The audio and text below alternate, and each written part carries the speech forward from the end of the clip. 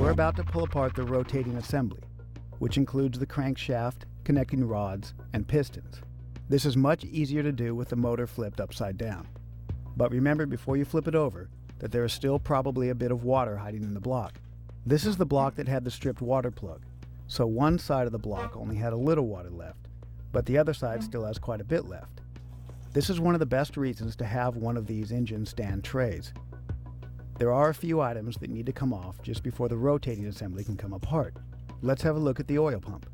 On this particular engine, it's as easy as it gets. Unscrew the one bolt that goes into the rear main cap and pull off the pump.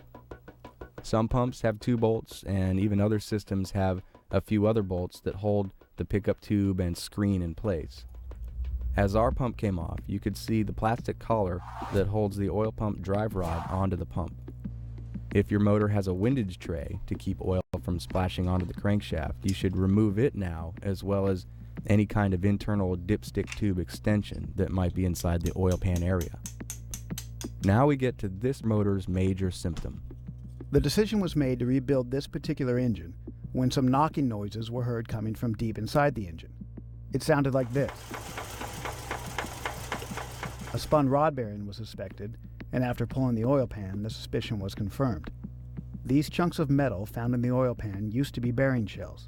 They actually used to look just like the ones pictured on the right.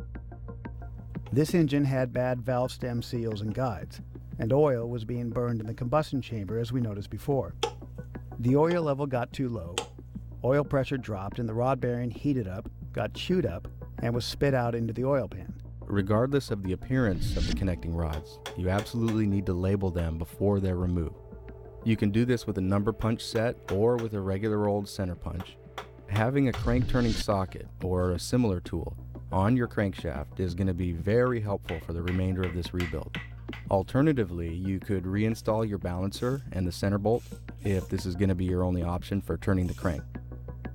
The connecting rod has a cap that will be removed, and then it will need to be replaced in the same orientation. It should be labeled in 2 places, above and below the parting line of the cap and the rod body. If you like, you can also label the main caps of the block with a punch set. Some kinds of caps are easy to mix up if they don't have a label already. Now we can start pulling